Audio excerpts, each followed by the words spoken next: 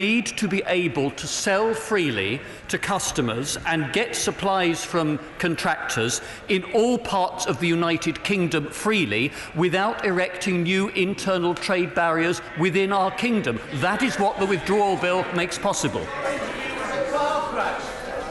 Colin Clark. Thank you, Mr. Speaker. Does my right honourable friend agree that UK-wide frameworks is good for business and good for jobs? And does he share my regret that Nicola Sturgeon wants to damage the integrity of the UK?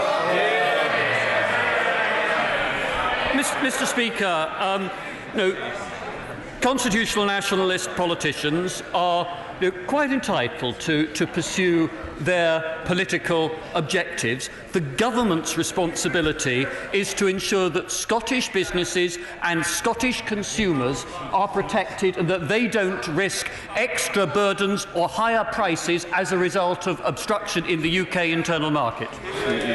Patrick Grady. Mr. Speaker, the Conservatives are isolated in the Scottish Parliament. 4 out of 5 parties voted. Order! Mr. Linden, I have high hopes of your prospects of statesmanship in due course, which are not aided by you waving an order paper in an eccentric manner. And the same goes for Scottish Conservative members. Mr. Kerr, you're a most amiable individual, but you too tend to become very overexcitable. Calm yourself, man. Calm yourself. Mr. Grady. 4 out of 5 parties in the Scottish Parliament last night voted by an overwhelming majority to withhold legislative consent for the EU withdrawal bill. How would this government, ignoring the decision of the democratically elected Scottish Parliament, preserve the integrity of the United Kingdom?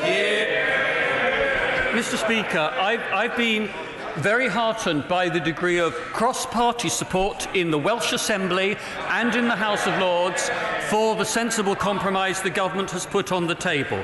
As I've said repeatedly to Scottish ministers, my door remains open to consider any practical proposal they want to bring forward, even at this stage, but I would urge the Scottish Government to think again. Richard Benyon. Number 5, sir. Thank you, Mr. Speaker. Our world-leading national cybersecurity strategy is supported by £1.9 billion worth of investment. It sets out measures to defend our people, businesses and assets, deter our adversaries and develop the skills and capabilities we need. Richard Benyon.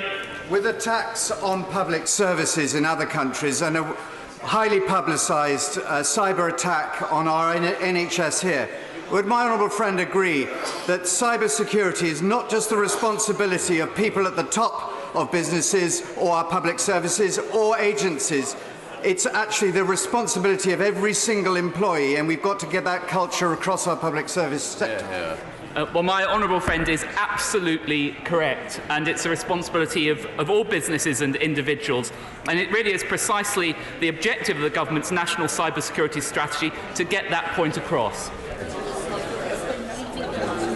Laura Smith. Thank you, Mr. Speaker. It is undeniable that the UK is in the grip of a digital skills gap, yet despite the government's national cybersecurity programme, the issue is getting worse. Fewer students are taking up technology-based A-levels, and those that do are underperforming compared to their counterparts in other subjects. What conversations has the Minister had with his front-bench colleagues to ensure that digital technology is integrated across the curriculum and that teachers of all subjects are given the training to help them inspire the next generation into closing the digital skills gap? Leading the world on it. Well, I don't recognise the picture that the Honourable Lady is painting. We are a world leader in digital technology, as I see when I repeatedly visit the Government Digital Service, who has an extensive training programme. And in addition to this, the government's new T-levels will precisely focus on one of their first 3 areas on digital. Order. The Honourable Gentleman, the Member for Caithness, Sutherland and East Ross, has just sent me a most gracious letter of apology in respect of a matter for which he has no reason whatsoever to apologise. And I think we ought to hear the fella. Jamie Stone. Mr. Speaker, I have received a letter last week from Greater Manchester Police, which informs me that on the 18th of April I was involved in a vehicle collision in Salford. If I'm convicted, I will face a fine of £1,000 of 6 points on my licence. As many members will testify, I was in this place on the 18th of April. This is a clear example of identity theft. The Greater Manchester Police have been most helpful. They've told me that it is likely that a drug dealer in Manchester has stolen my identity. He has put down my occupation, Mr. Speaker, you'll be interested to know, as cobbler. You're talking about the next one. The honourable gentleman's got his point on the record with considerable alacrity. Minister. The honourable gentleman's profession should have been orator and statesman. I think that would have been a better description. But he's absolutely right that we should be working with the police, and that's why one of the measures in our strategy is to deter and disrupt our adversaries. That's both state criminals and hacktivists. Mr. Simon Clark.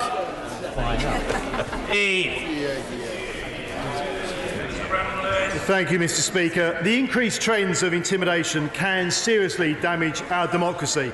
That's why we will be consulting on the Committee on Standards in Public Life recommendations to undertake legislative changes to remove, for example, candidates' addresses from ballot papers and create an electoral offence of intimidating candidates. An electoral offence will reflect our view that elections and candidates need to be better protected. Simon Clark.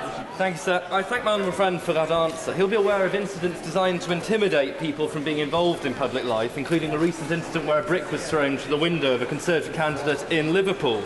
Does he agree it's vital that all involved in public life seek to encourage a culture of respect and tackle those who seek to intimidate people? Absolutely. My honourable friend makes a very good point. This was a shocking incident that I would hope all of us across the floor will find abhorrent. That candidate has had her one-year-old daughter in the room where the brick was thrown, which I think is a salutary lesson to all of us. Such conduct does deter people from participating in politics. That's why we've got to look to remove that requirement around local addresses.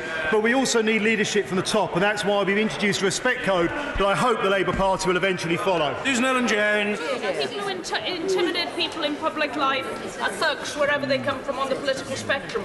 But can the Minister tell us what he proposes to do about the Daily Mail calling several of his colleagues traitors when they spoke up with their own views on Brexit? That's right. Well, actually, I would say to the Honourable Lady, a point I myself have made in the past in this House, that we should all be prepared to have good, strong, robust debate, but it should be and must be with respect. Single sentence. David Evanet. My right honourable friend share my concerns about the increasing intolerance and intimidation and people who put themselves forward for office in public. But this approach is increasing and therefore deterring many people from going in to serve in public office. My honourable friend has great experience and is absolutely right in outlining we have got to crack down on this kind of behaviour to make it clear that we must allow debate with respect so people want to get involved, feel confident to get involved in politics. I just hope the Labour Party will get their house in order and bring in a respect code as well. Hey, Green! For 7, please. Thank you, Mr. Speaker. People with no fixed address can register to vote at an address or place where they spend a large part of their time. The government has and will continue in the future to work with homelessness charities, to make sure that the paperwork required to register without a fixed address can be easily accessed. Green. The voter ID pilots in the recent local elections required people to produce a passport, a bus pass or a utility bill with their address on it. You'll see the irony, Mr. Speaker. How likely is it that someone of no fixed abode could produce those documents, and what will the government do to avoid their disenfranchisement? Mr. Speaker, the Honourable Lady raises an important point. Of course, we did have those pilots just a few weeks ago. I am looking forward to a full evaluation of their impact. We believe they have been successful and that very few people were negatively affected by them. I look forward to working with the Electoral Commission on the next steps of that. People of no fixed address can register to vote with a declaration of local connection form. Will the Minister look at reforming this form so that it is no longer called this due to the stigma that is associated with that name, but also on the form it states that if you are a section of the Mental Health Act, you have to report that. That is a disgrace and needs to be removed. Mr. Speaker, can I pay tribute to my honourable friend's work on looking at such things, not only the form he mentions, but also the paperwork that assists people with visual impairment and assists people who need to register anonymously. Those are achievements this government can be proud of, and I will be happy to discuss further with him the points he makes. Cat Smith. Thank you, Mr. Speaker. 3,800, that is the figure of people nationally with no fixed abode who are registered to vote. Does the Minister agree with me that this is woefully underrepresentative of the number of homeless people and families in this country, and that one way that we could make it easier for people with no fixed abode to be able to register to vote would be to remove the requirement to print the form? Why is it this group of voters with the least access to a printer are the only ones who have to print out their paperwork?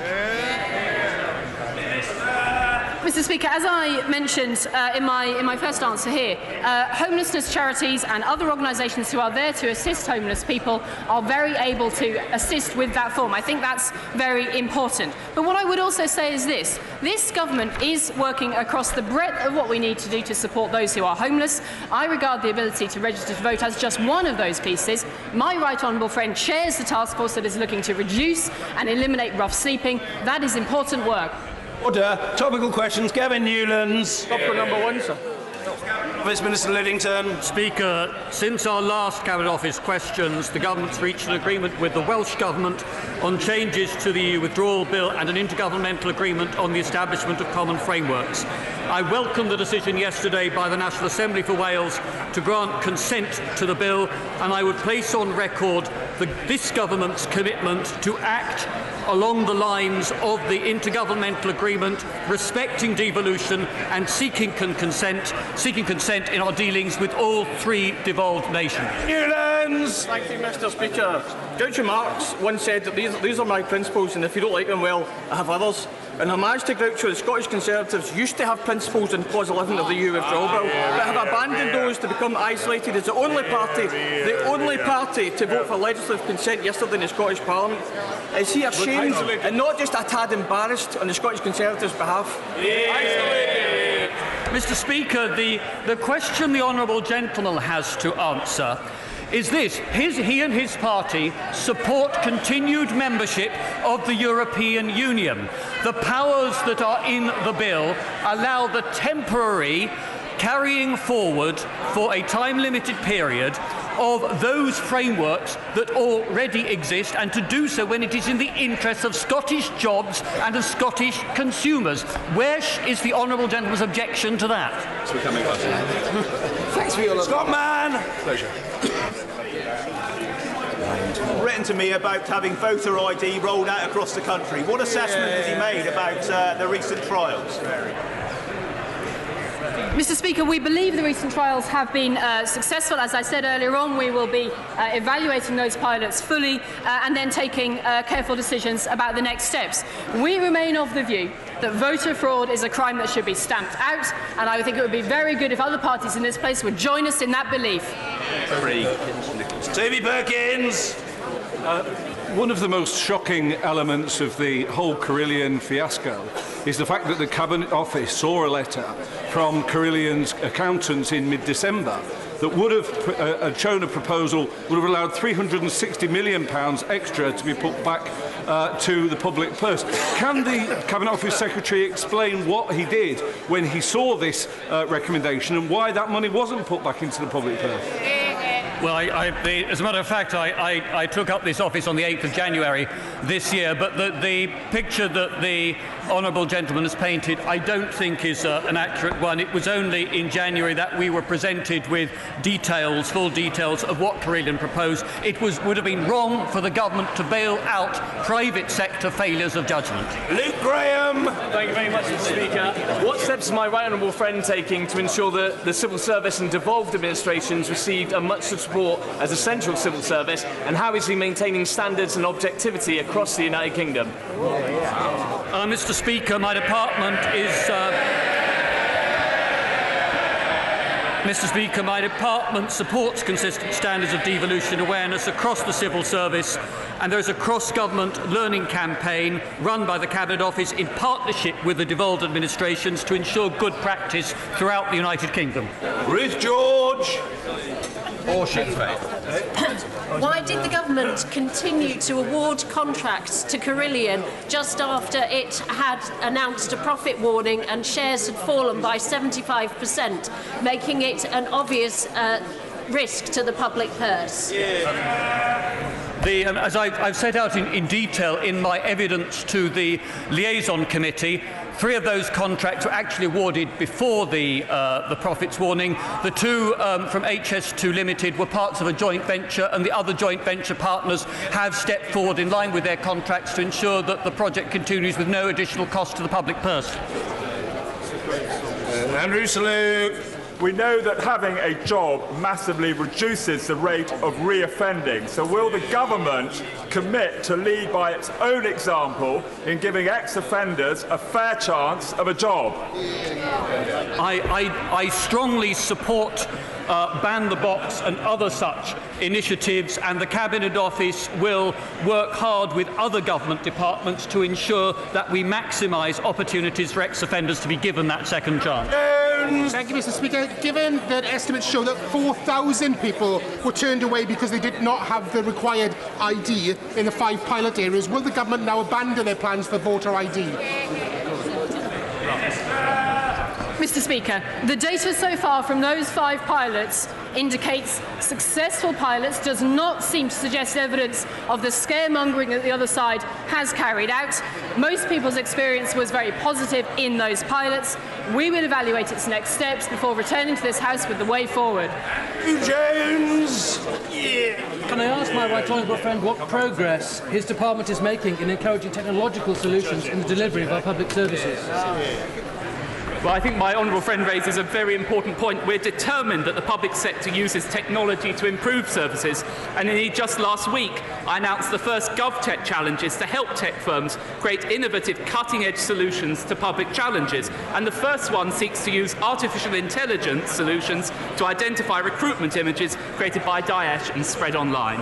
Finally, Tammanjeet Singh Desi. Mr. Speaker, we are now in an unsustainable and inconsistent position whereby 16 and 17-year-olds in Scotland and Wales can be trusted to vote in local government elections, yet their counterparts in England and Northern Ireland are denied this very right.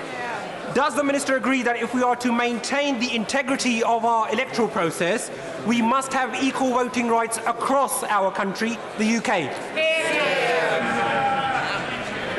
Mr. Speaker, first of all, this government stood on a manifesto in which we agreed to keep the voting age at 18. But the second point is this. We also believe in devolution. And as my right honourable friend has told the House this morning very strongly, our work on the EU withdrawal bill and elsewhere supports devolution. And that, I'm afraid, is the real answer to the honourable gentleman's question. Order. Colleagues, today, the 2 extremely brave police officers who apprehended the killer of our late friend and colleague Joe Cox are in the side gallery for Prime Minister's questions. I am referring to PC Jonathan Wright and PC Craig Nichols, both of the West Yorkshire Police. Gentlemen, we honour your public service, we thank you for it, and we offer you the warmest of welcomes here to the House of Commons today.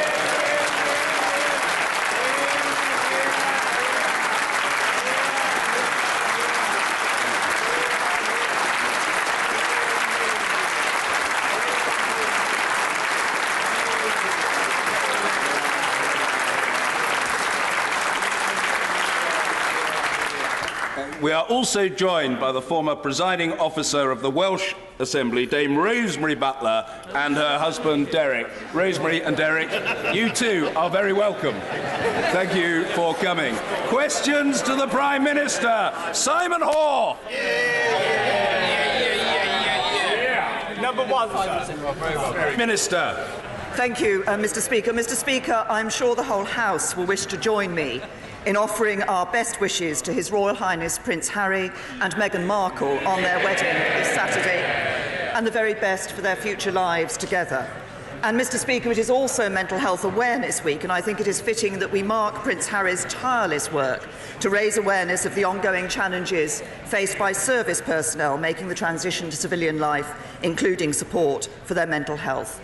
And, Mr. Speaker, may I say how appropriate it is for this House to have recognised the bravery and hard work of PC Jonathan Wright and PC Craig Nichols in apprehending the killer of Joe Cox. When Joe Cox was killed, this House lost one of its best. Mr. Speaker, this morning I had meetings with ministerial colleagues and others. In addition to my duties in this House, I shall have further such meetings later today. Simon Hall. Thank you, Mr. Speaker. Animal welfare and environmental standards are clearly key for British agriculture, but could I ask my right honourable friend to reassure UK farmers that food security and food production will be recognised and at the heart of future UK agriculture policy? Can I say to my honourable friend that he does raise an important point? He's absolutely right to do so. As he will know, as we leave the European Union, we will have the opportunity to deliver a farming policy which works for the whole industry, and that's why we're asking for the views of everyone involved with an interest to develop a policy that reflects the reality of life for food producers and farmers, the opportunity to improve our farmed environment, and the issues my honourable friend raises. And our food has a great reputation, a very high reputation for the quality that's been built on high animal welfare standards, on strong environmental protections, and on the dedication of farmers and growers right across this country. Jeremy Corbyn. Thank you very much, Mr. Speaker, and thank you for welcoming PC Wright and PC Nichols to this chamber today. They did great work, as indeed police officers do all over the country, and it's right that you should recognise them on behalf of all of us. It is Mental Health Awareness Week this week, Mr. Speaker, and I join the Prime Minister in wishing Harry and Meghan all the best, and thank Harry for the work that he's done in highlighting the need to challenge the stigma surrounding mental health and the ability of all of us to talk about mental health to ensure that people don't suffer in silence on their own, particularly young people who are often so grievously affected by this. Mr. Speaker, when the Prime Minister wrote at the weekend that she wanted as little friction as possible, was she talking about EU trade or the next Cabinet meeting?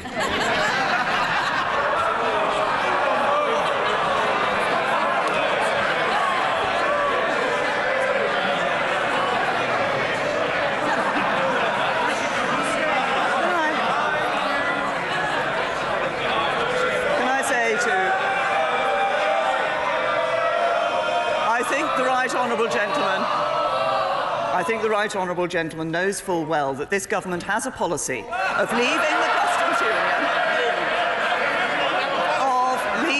the customs union, and of ensuring that as we do so, we have as frictionless trade as possible with the EU, that we have a solution which ensures we have no hard border between Northern Ireland and Ireland, and also that we have an independent trade policy. But if he's talking about friction, perhaps he could reflect on the fact that this month the Shadow Health Minister in the Lords voted for a second referendum, that at the weekend the Shadow Brexit Secretary refused to rule out a second referendum, and on Monday the Shadow International Development Minister tweeted in favour of a second referendum. So perhaps when he stands up he could put the minds of the British people in this House at rest and rule out a second referendum. Jeremy Corbyn! Mr. Speaker, the divisions in the Cabinet mean there's been no progress in negotiations for 5 months. The reality is the Cabinet is more interested in negotiating with each other than it is with the European Union. Mr. Speaker, the Prime Minister's promise of as little friction as possible is in stark contrast with the earlier commitment that it would be friction-free. So could the Prime Minister explain how much friction she is willing to accept? Businesses and workers in those companies need to know. I say to the right honourable gentleman that we want to ensure that we are able to continue to trade in as frictionless a way as possible. And the suggestion that trade at the moment is entirely frictionless is actually not correct. But we have set 3 very simple objectives for a future customs union. Now, I will say to this House that achieving those objectives, which I've just set out, is not easy. It is difficult. There will be some who will say, actually, forget about an independent trade policy. That is not the position of this government. There may be some who say, don't worry about the Northern Irish border. That is not the position of this government. It is absolutely right that we are aiming to achieve those three objectives. And when he talks about progress, we'll be publishing a white paper in a few weeks which will show how much progress we are making on these issues. Well, Mr. Speaker, they're no nearer to agreeing a white paper than they are on the strategy for going forward. I would remind the Prime Minister that the UK is the slowest of all major economies and slower than the Eurozone in growth as a whole. The uncertainty and recklessness of government is putting jobs and investment at risk. Last week, Airbus confirmed their space contract will move abroad post-Brexit.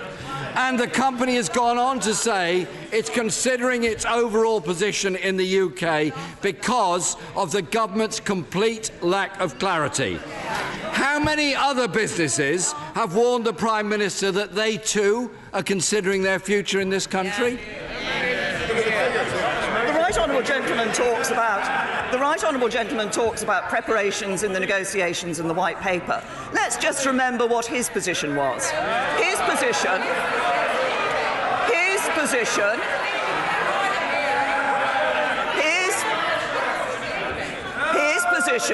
was that we should have triggered Article 50 immediately after the referendum. With no work having been done in preparation for the negotiations, he wouldn't even have had a white page, let alone a white paper, to base his negotiations on. And what would that have led to? What Labour do every time in government? They'd have sold Britain out. Jeremy Corbyn! The problem is, Mr. Speaker, the Prime Minister's own position isn't even supported by her cabinet. Rolls-Royce have said, Mr. Speaker, Rolls-Royce, we're worried about border checks. We need to be thoughtful and careful about future investments. Ford, any sort of border restrictions and customs friction is going to be an inhibitor to us continuing. Vauxhall, we cannot continue to invest in a world of uncertainty. Mr. Speaker, businesses are understandably frustrated by this government. This week, the Environment Secretary gave his view on the Prime Minister's preferred customs partnership model. He said there have to be significant question marks over the deliverability of it on time, as it has flaws. Well, at least he didn't call it crazy like the Foreign Secretary. But, Mr. Speaker, if the Prime Minister cannot even convince her own cabinet of her strategy, what chance does she have of convincing 27 other European countries? Can I say to the Right Honourable Gentleman that he has taken this view of our position in negotiations before. Before December, he said we wouldn't get a joint report, and we did. Before March, he said we wouldn't get an implementation period, and we did. And we continue to negotiate. But if he's asking about what British businesses are doing, I'll tell him what British businesses are doing. They're creating more jobs in this country. So we now have record levels of employment in this country. What did we see under Labour? 500,000 more people unemployed.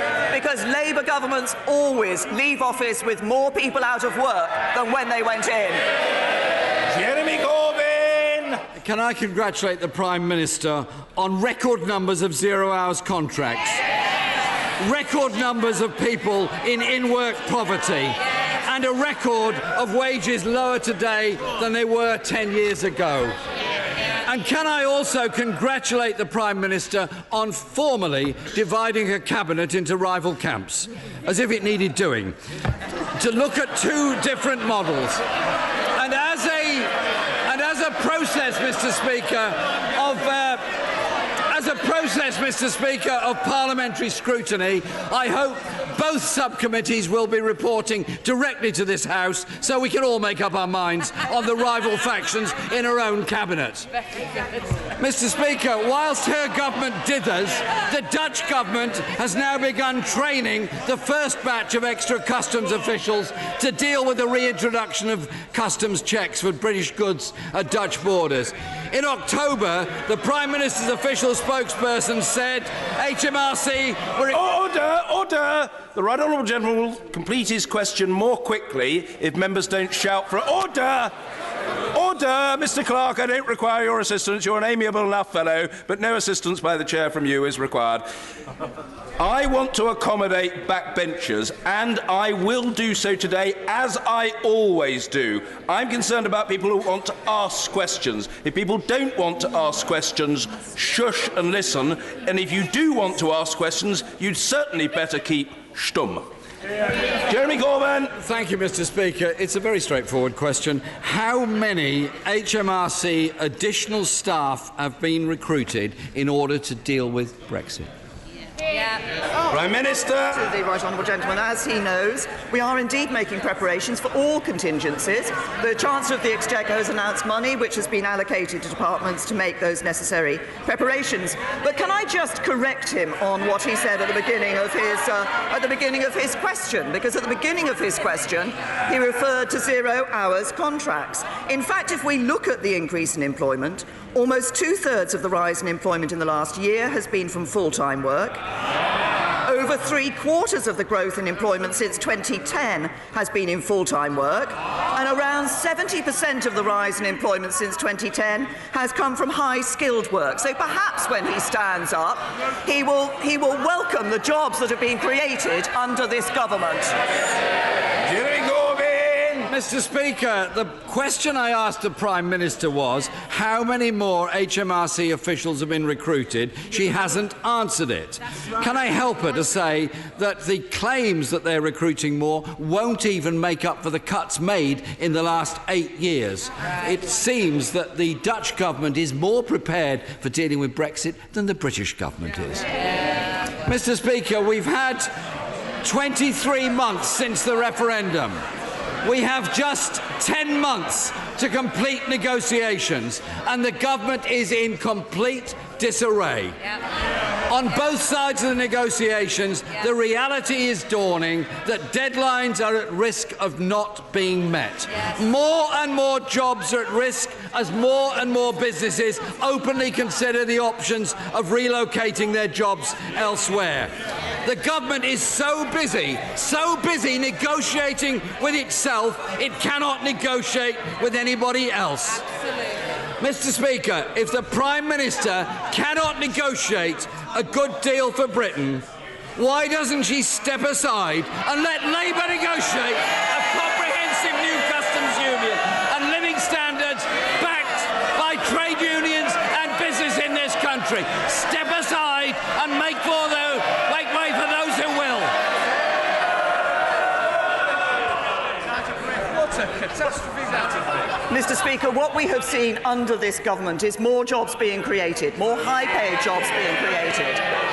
We have seen us delivering on our December joint report on Brexit and on a March report with the implementation period. But let's actually look to see what we would see from the Labour Party, because from Labour you simply cannot trust a word that they say. They said they'd strike new trade deals. But what do they want? They want to be in a customs union that ensures they could not strike new trade deals. Promise broken. They said that they would scrap student debt, yet after the election they went back on that. Promise broken. They said they would tackle anti-Semitism. Promise broken. It is only the Conservative Party that can be trusted by the British people to deliver a Brexit that is in the interests of British people, to deliver opportunity for all and a Britain that is fit for the future. Craig Tracy. Thank you, Mr Speaker. Yesterday we had the fantastic news that real wages are rising, which combined with the threshold where people begin to pay their tax will mean that people in North Warwickshire and Bedworth keeping more of the money they earn and having more money in their pockets. Will the Prime Minister join me in welcoming this good news and agree with me that we need to keep backing our workers and great local businesses to deliver even more well-paid jobs?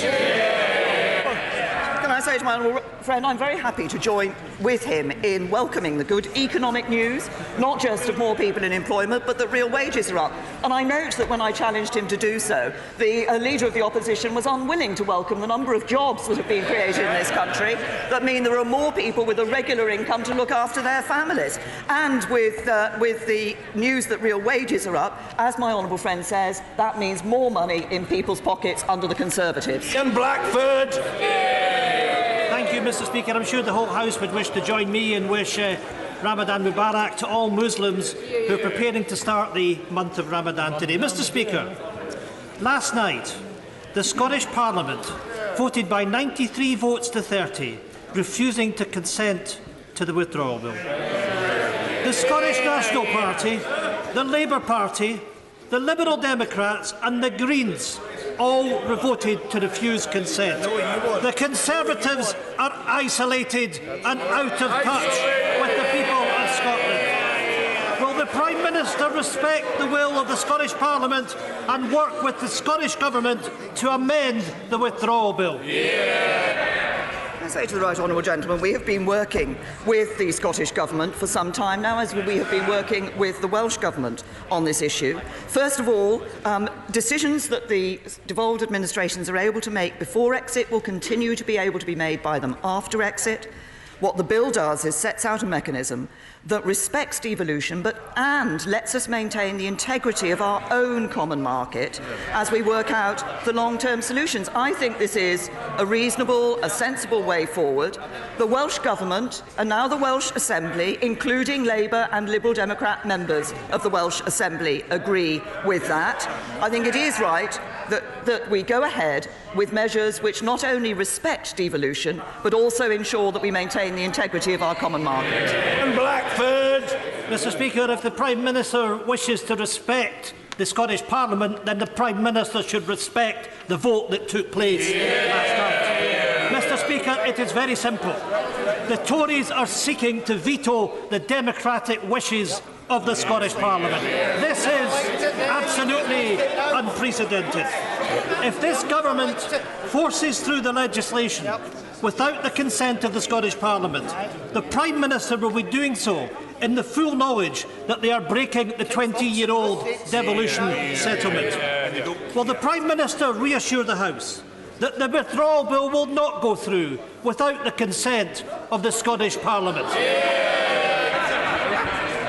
I say to the right honourable gentleman, of course we're disappointed that the Scottish Parliament has not granted its consent. We've been working hard in recent months to find a way through on this particular issue and on this clause. I think the effort that has been put in it has been shown by the fact that the Welsh Government and the Welsh Assembly have given their consent to this bill. And can I just say to the right honourable gentleman, we want to ensure the integrity of the United Kingdom's common market. And he might wish to recall the fact, when he talks about the democratic will, that it was the democratic will of the Scottish people to remain in the United Kingdom. Mrs. Anne-Marie Trevelyan. Thank you, Mr. Speaker. The 12 in-bed provision at Rothbury Community Hospital in my constituency was removed without adequate consultation back in September 2016. The Save Rothbury Hospital campaign and I have worked closely together to get transparency on that decision and to return the in-bed provision for our vast and sparsely populated Coquet Valley. Does the Prime Minister agree with me that the NHS should be investing in community hospitals which can provide that low-level nursing for convalescence and palliative care for my constituents? And will she support our campaign to get it back? Well, can I say to my honourable friend, she's absolutely right to be raising this issue on behalf of her constituents in the way that she has. I understand this issue is being considered currently by the Independent Reconfiguration Panel, who will then advise my right honourable friend, the Health Secretary. As the issue is under an independent review at the moment, I'm sure she will recognise that I won't go into further detail on the specific, but on the general point, I do wholeheartedly agree with her. Community hospitals are a vital part of the range of services that we want to see in our NHS. Chapman. Mr. Speaker, why is it that over half of young people referred for specialist mental health treatment by their GP are not receiving care? The Honourable Lady will know that we have been doing much to improve the facilities of treatment for those people with mental health problems. We are putting more money, we're putting record levels of money into mental health. We're also making a number of changes, for example, increasing training teachers and other members of staff in schools to better identify mental health problems among young people and to ensure that those can be properly dealt with. Is for us to do? Yes, there is, because for too many years in this country, government after government did not treat mental health problems in the way that they should have done. We have recognised earlier the need to raise awareness of mental health issues, and what this government is doing is putting more money, more facilities in to ensure that those with mental health problems are properly treated and given the treatment that they deserve. Through. Thank you, Mr. Speaker. Labour Police and Crime Commissioner is advertising for 2 new members of staff at a combined cost of over £90,000, whilst also increasing his council tax precept.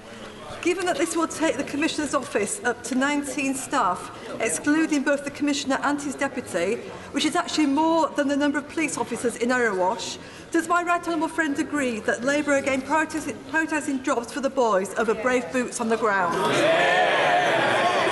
Well, I absolutely agree with my honourable friend, and as she will know, we have protected police funding since 2015. For 2018-19, including council tax, there'll be an additional £460 million investment available to policing. And we've been able to do that because of the balanced approach we've taken to our economy. But as she points out, it's police and crime commissioners that are locally accountable for the decisions that they make. And my honourable friend is absolutely right to raise this issue and the decisions made by her local police and crime commissioner on behalf of her constituents. Kinnock. Mr. Speaker, figures released by the OECD on the 27th of April show that inward investment into the UK in 2017 slumped by 90% in comparison with 2016, which is one of the largest one-year drops in foreign direct investment in any country ever recorded. It's crystal clear that if this downward trend continues, it will have a catastrophic impact on steel and the other manufacturing and services industries that are the lifeblood of our economy in Aberavon, in Wales and in the UK. In order to reverse the profound market uncertainty that has caused FDI to plummet in this way, will the Prime Minister now confirm that she's prepared to keep an open mind on our country rejoining EFTA and remaining in the EEA? And will she also recognise the fact there's a strong and cross-party consensus for an I'm sorry, but members really do need... I mean, it's an extremely important question, but members really do need to be sensitive to the fact that lots of other people are wanting to ask questions. The Prime Minister. Finished. Thank you, Mr. Speaker. Can I just say to the honourable gentleman that if he looks at what we have seen in the past few months, we have seen company after company announcing investment in this country which is leading to more jobs in this country. Yes, as we look ahead to leaving the European Union, we do need to ensure that our customs arrangements will meet those 3 tests that I set out earlier: an independent trade policy enabling us to do trade deals around the world, as frictionless as possible a border with the EU, and to ensure no hard border between Northern Ireland and Ireland. That's exactly what the government is working to produce. Thank you, Mr. Speaker. As we approach the first anniversary of the Grenfell Tower tragedy, I'm sure the thoughts of the whole House are with the victims and their families. Very sadly, far too few of the survivors have actually got a permanent home to call their own. In advance of Judith Hackett's long-promised review of building regulations, can my right honourable friend update the House on the work that the government has done to ensure that buildings across the UK are safe, of similar design to Grenfell Tower, so we don't have a repetition of that terrible tragedy?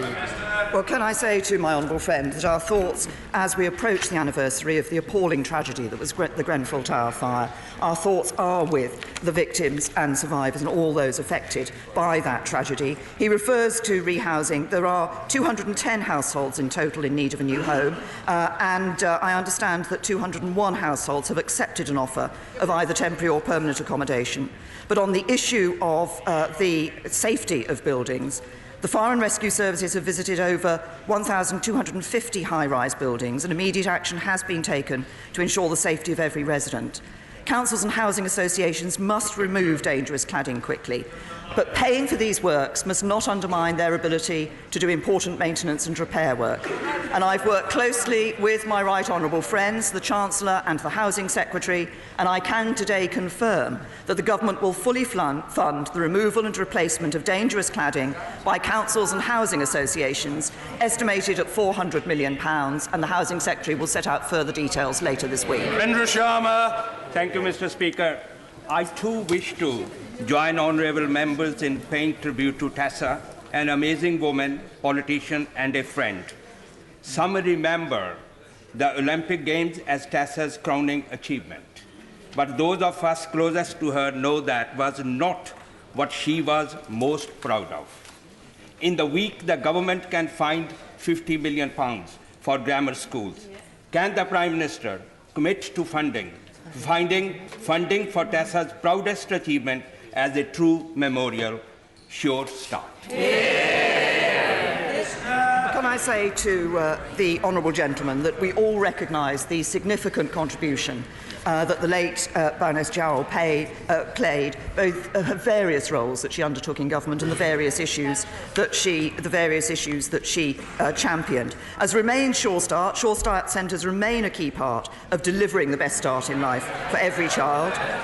But we've also built on that legacy by introducing 15 hours of free childcare for disadvantaged 2-year-olds and 30 hours of free childcare for 3- and 4-year-olds. And just as importantly, we're focusing on quality, with 94% of early years providers now rated good or outstanding. The result is a record number of children being ready for school. We will continue to work to ensure that every child gets the best start in life. Order. In warmly welcoming him back to his place, I call Mr. Owen Patterson. Thank you, Mr. Speaker. I would like to register my heartfelt thanks to all the staff at the Midland Centre for Spinal Injuries at the Robert Jones and Agnes Hunt Hospital in my constituency. Without their extraordinary skill, professionalism and simple human kindness, I would not be here today. Mr. Speaker, the House of Commons Library confirms estimates that 63% of the members of this House represent constituencies that voted leave. Does the Prime Minister agree with me that should those members not support her by voting for her programme of taking back control by leaving the single market, the customs union, any customs union, and the remit of the ECJ, they will be denying the democratic vote of their constituents and do lasting damage to our democracy. Can I say, first of all, to my right honourable friend that I'm happy to join him in commending the work of all at the Midland Centre for Spinal Injuries, and we're very pleased to see my right honourable friend back in his place here in this chamber. Can I also say to him that he is absolutely right. What this government is doing is delivering on the vote of the British people, which was to leave the European Union. And as we do that, we will ensure that we get the best Brexit deal for the United Kingdom. And it is important, and I consider it to be a matter of the integrity of politicians, that having given the choice to the British people, we should then deliver for them on that choice. This afternoon, 1,000 handwritten letters will arrive at Downing Street asking the Prime Minister to personally intervene in the stalemate between NHS England and the drug company Vertex to get cystic fibrosis drug, or can be, issued to patients in the UK without delay. One of those letters is from Louis, who is 7. He says, "Please, Mrs May, can you give Orkambi to me so I will feel better and won't have to spend so much time in hospital?" What's the Prime Minister's response? Will she? I say to the Honourable Lady that she is raising a very, very important issue, and obviously cystic fibrosis is a terrible life-limiting condition. It's absolutely right that patients should have access to cost-effective, innovative medicines and technologies. I know this is an issue that has been taken up by members across this House, as she knows that there is, as she's referred to, there is ongoing dialogue between NHS England and Vertex. I'm keen to see a speedy resolution to those negotiations. I understand a number of members have asked to see me about this issue, and I'm happy to do that. Giles Watling. Thank you, Mr. Speaker.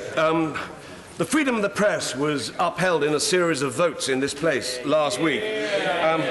Does my right honourable friend agree with me that it's still important to hold newspapers' feet to the fire on standards? And will she join me in encouraging further progress in this area? Prime Minister. Say to my honourable friend, he's absolutely right. I mean, this House has voted to uphold the freedom of the press. That is an important underpinning of our democracy.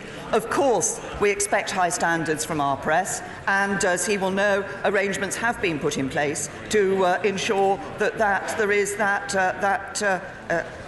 opportunity through various bodies to be dealing with that issue. But I think it is important that everybody in this House is ready to accept whatever. We don't always agree with what the press say, and sometimes what they say is uncomfortable, but their freedom is an important part of our democracy. Thelma Walker. Thank you, Mr. Speaker. I welcome that the Health Secretary is in listening mode and has referred the plans for downgrading Huddersfield Royal Infirmary back to the Trust. But now is the challenge, Prime Minister. How is your government nationally going to fill the 34,000 nursing vacancies, recruit the 47% of vacancies in GP surgeries, increase funding for community NHS services, fix Kirklees Council's social care funding gap of £9 million a year, and protect our NHS so it's free at the point of use in its 70th year? You remain true and to uphold the principles of the National Health Service. We are putting more money into the National Health Service. Since November, in fact, my right honourable friend the Chancellor has announced a further £10 billion going into the National Health Service. I myself have said that we will have a review for a long-term plan for the National Health Service, and that will include multi-year funding. And she refers to numbers of doctors and nurses. We have more nurses and more doctors in our National Health Service today than we did when we came into government. Thank you, Mr. Speaker. A growing number of university students are struggling with their mental health, and tragically suicide has risen among students. My right honourable friend has shown her commitment to mental health among young people with the plans for mental health care in schools. Can I ask my right honourable friend to make the mental health of university students her next priority? Can I say to my honourable friend that she of course raises an important point. She says we've put a focus on the mental health of children in schools because we know that a significant proportion of mental health problems will start before a child is reached the age of 14. But she makes an important point about university students. That's certainly something I will look into. Marsden. Mr. Speaker, Erasmus Plus is the EU programme that's given 600,000 people from the UK the chance to train, study or volunteer abroad for 30 years. Apprentices, students, businesses and workers. The government said that Erasmus Plus is safe till 2020, but made no commitment to keeping it thereafter. It's being forgotten about.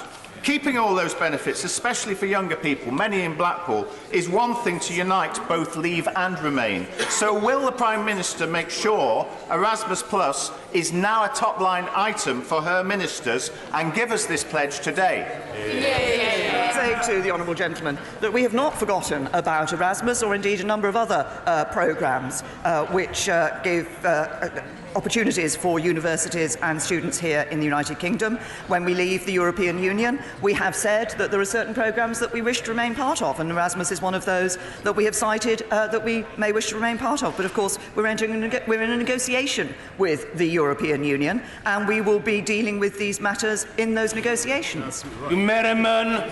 Speaker, you're looking resplendent in your Arsenal tie, may I say. Mr. Speaker, I was fortunate enough to go to Djibouti, an African country with great challenges, which I visited with UNICEF. Mr. Speaker, I'm sure everybody in this House would want to see the UK do more with trade in Africa. So given that 485 of us voted to allow the Prime Minister to trigger Article 50, would the Prime Minister agree with me that we should support her leadership, support the UK in getting the best deal so that we can trade with Africans and help lift them out of poverty? My honourable friend raises a very important point. When we leave the European Union, we will be able to negotiate those trade deals in our interests and not rely on Brussels negotiating trade deals for us. And we will have that independent trade policy. And certainly we will be looking to trade deals with a number of countries in Africa. And I took the opportunity at the Commonwealth Heads of Government meeting to speak to a number of leaders from Africa about just this issue. Sir Kevin Barron. Thank you, Mr. Speaker. In February 2015, after the publication of the Casey report into CSE in Rotherham, the Prime Minister in her previous role said if resources are needed, they must be provided. But the fusion bid has only received just over 30% of the funding requested.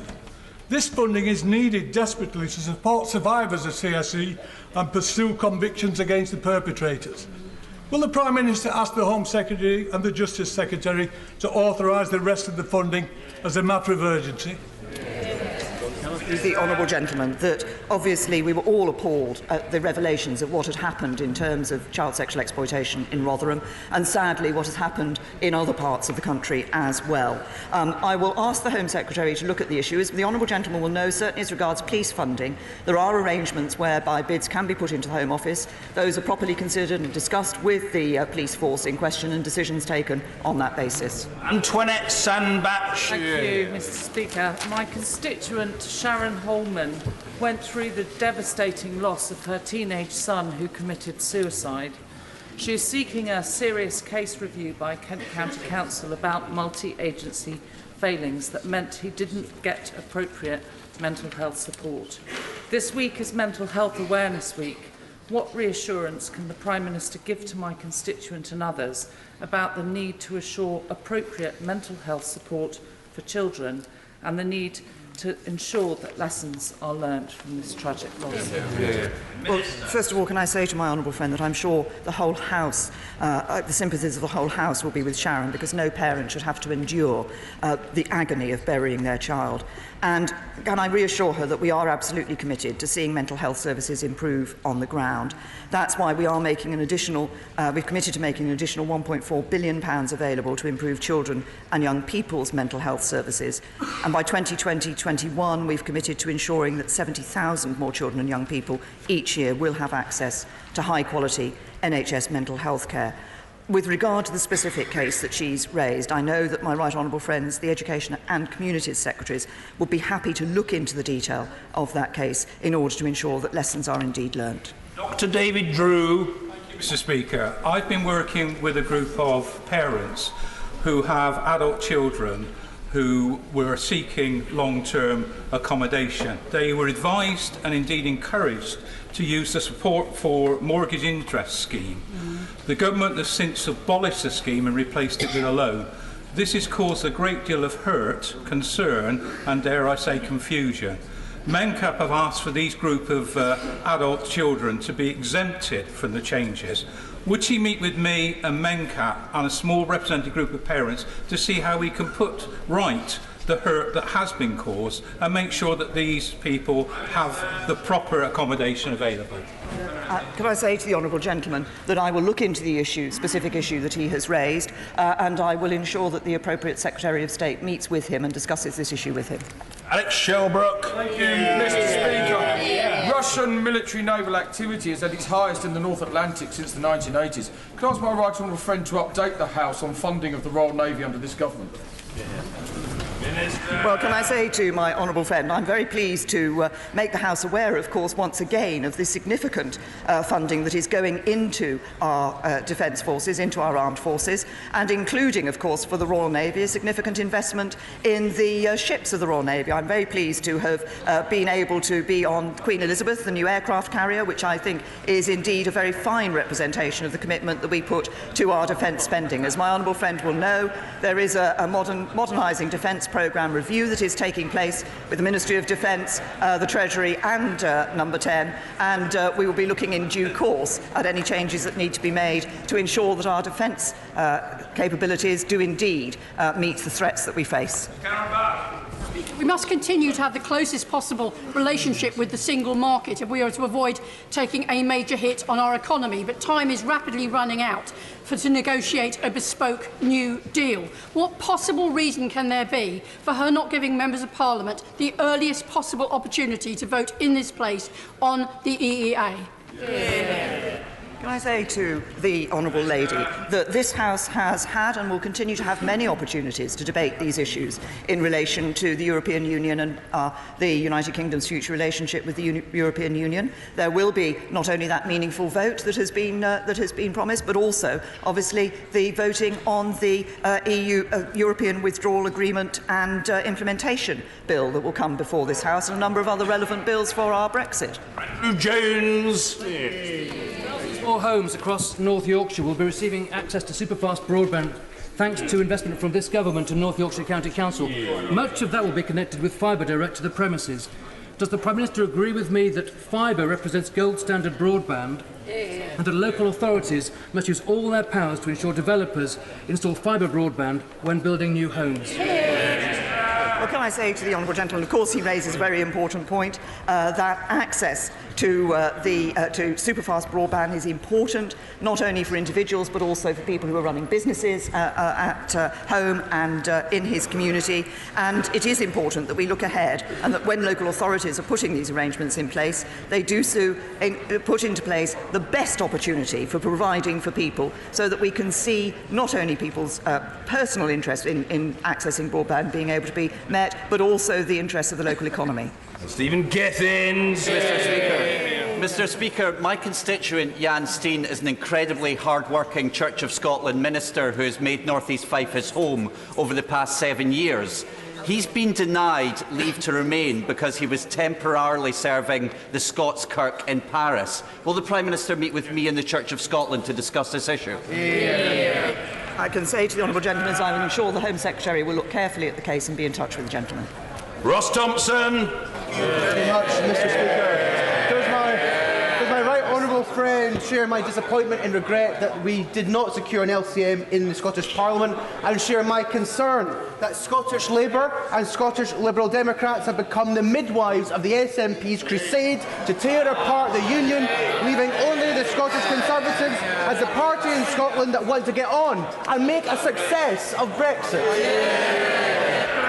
Can I say to my honourable friend, I share his disappointment. As I said earlier in response to the right honourable gentleman speaking on behalf of the SNP, we have worked long and hard with the Scottish Government and with the Welsh Government on these proposals. The Welsh Government and the Welsh Assembly have accepted those proposals. Labour and the Liberal Democrats in the Welsh Assembly voted for those proposals, and I think it is a shame that in the Scottish Parliament it was not possible to see that agreement being reached with the Scottish Government, because what we all want to do, as my honourable friend says, is deliver a Brexit that is good for the whole of the United Kingdom. Nigel Dodds. Mr. Speaker, following the completion of the boundary reviews work, which is due for completion at the end of this year and which is due to apply to the whole of the United Kingdom, reducing the number of constituencies and members in this House, has the Prime Minister given any further consideration to the resulting increase relatively in the size of the executive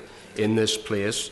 And can I urge her not to apply the policy which is currently being applied to Northern Ireland, which is not to have any ministers at all, refuse to appoint any and allow civil servants to run the place? I say to the right honourable gentleman that obviously we will look at the consequences of the proposals that are being put forward in terms of the number of elected members of Parliament in this House. I wish to see ministers in Northern Ireland able to take decisions for Northern Ireland. That depends on us being able to get agreement among the parties, as the right honourable gentleman knows, for reinstating the Northern Ireland Executive and allowing the Northern Ireland Assembly to play its full part in the affairs of Northern Ireland. We will continue to work with all parties because I believe that it is in the best interest of the people of Northern Ireland to see that devolved executive reinstated. During this year of all years, millions of people will wish to remember the sacrifices of our servicemen and women in conflicts around the world. But in my constituency, Hill Morton branch of Royal British Legion tell me there's a danger that their annual parade won't take place because of challenges in arranging road closures. I wonder if the Prime Minister would meet with me to see how this situation and perhaps others across the country might be resolved. Well said. I say to my honourable friend that we absolutely agree that it is right that we commemorate the contribution that British and Commonwealth military and civilian servicemen and women involved in the two world wars and later conflicts have made. And as I understand it, DCMS coordinates the event in London, but of course the Secretary of State for Transport perhaps will need to meet with my honourable friend and discuss this matter with him, although I suspect it also involves local authorities and the police in his area. But I would encourage those discussions to take place. We do not want to see any of these commemorative events not taking place because of the lack of arrangements being put in place for them. Speaker, the Lakes line from Oxenholme to Windermere has seen 160 cancellations in the month of April, and in the first week of May alone, 72 cancellations, risking the potential futures of GCSE students as they're trying to get to school and are left stranded, affecting people trying to get to work, and the hundreds and hundreds of people visiting what is Britain's second biggest tourist and visitor destination. Will she join with me in saying that is an outrage? Will she use her office to ensure that Northern has the franchise removed from them, and will she undo the damage to the Lakes line by keeping the government's initial promise to electrify that line? Can I say to the honourable gentleman that my right honourable friend the Transport Secretary is aware of the issue that he has raised. I understand the Department for Transport is working with Northern Rail to identify the nature of these issues and to see a quick resolution of them. Despite clear evidence of potentially criminal wrongdoing, our regulators and law enforcement agencies seem unwilling or unable to take action against those at the highest level responsible for the business banking scandals at RBS, at Lloyds and at HBOS. Would the Prime Minister do everything she can to make sure those are held to account regardless of their status, seniority or background? To my honourable friend, this is an issue that I know he has not only raised today, but he's been a tireless campaigner on it, and he is absolutely right. Small businesses are the backbone of our economy, and it's vital that lessons are learned from what happened at RBS and at HBOS Reading. As he will know, the Financial Conduct Authority has reported that there were areas of widespread inappropriate treatment of firms by RBS. This was unacceptable. He will also know that the events at HBOS Reading constituted criminal activity for which those responsible were brought to justice. But the independent FCA is currently investigating matters arising from both of these cases. I look forward to receiving their conclusions, but it is important that we do ensure that this matter is fully addressed properly so that it does not happen again. Thank you, Mr. Speaker. If, like Jane, the Prime Minister had worked at Sainsbury's, nights at Sainsbury's for the last 30 years, how would she regard their plans to cut her pay by £2,000 as one of 13,000 people due for a pay cut in 2020? Would she agree with boss Mike Coops that they're in the money? Or would she see it as an insult to Jane's hard work, determination and just about managing? Can I say to the honourable lady that we recognise the hard work that many people like her constituent put in and day out to our economy to keep that economy going. I will look at the issue that she has raised, but these are commercial decisions that are taken by the employer and by Sainsbury's. Order.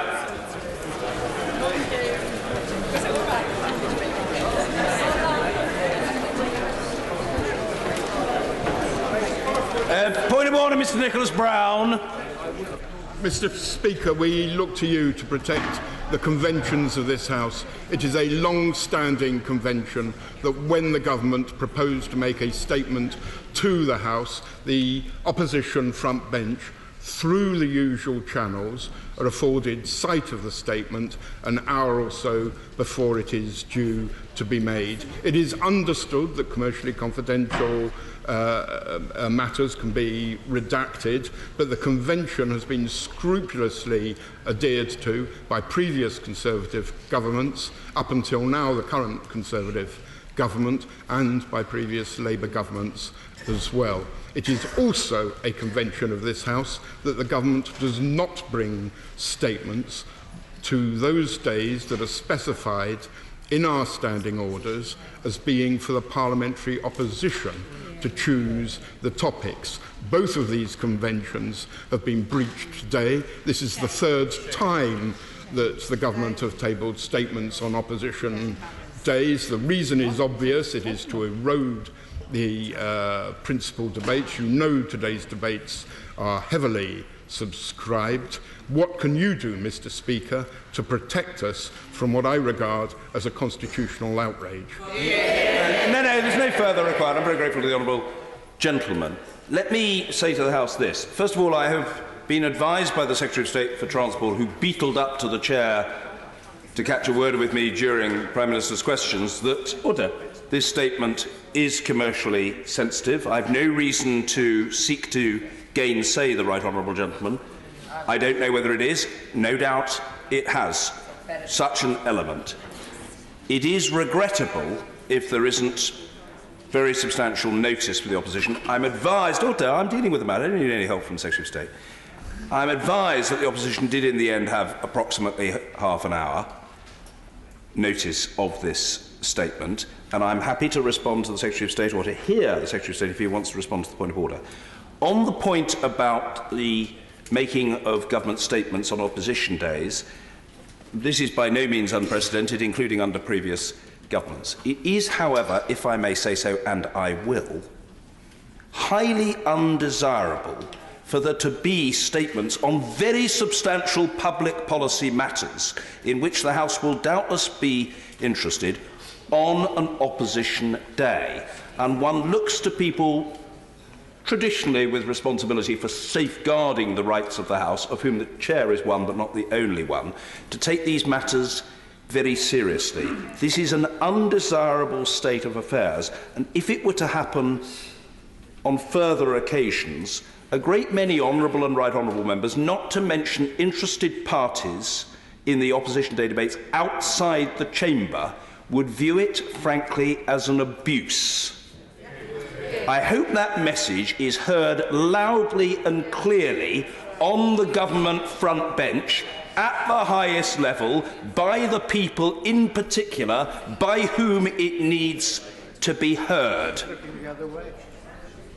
If I have to make the point again on future occasions, and to use the powers of the chair to facilitate the rights of this House in other ways, no matter what flack emanates from the executive, I will do so in the future, as I have always done so over the last 9 years. And no one and nothing will stop me doing my duty by the House of Commons. The Secretary of State wants to respond to the point of order. He's very welcome to do so. It's in the statement. Very well, I'll indulge the honourable member for Reigate. Mr Crispin Blunt. It is on this subject. As 7 minutes ago, the Guardian Politics Live thing with Mr Andrew Sparrow said the East Coast Rail franchise to be brought back under public control. It would appear that someone has broken an embargo or something has gone wrong, because that would appear to be, I would guess this is what the content of the Secretary of State's statement is to be about. Would you put investigations into place as to why that statement has been made before we've got the opportunity to listen to it from the Secretary of State? The honourable gentleman for his point of order, and I respect his sincerity. It's not for me to initiate inquiries on this matter. I would say two things to the honourable gentleman, whose point I otherwise take very seriously. First of all, let's see what's in the statement and whether in fact there has been a leak. And secondly, were it to transpire that there had been, that would be a matter squarely at the door of the department whose statement it is. And it would be incumbent upon the Secretary of State in those circumstances to initiate any such inquiry.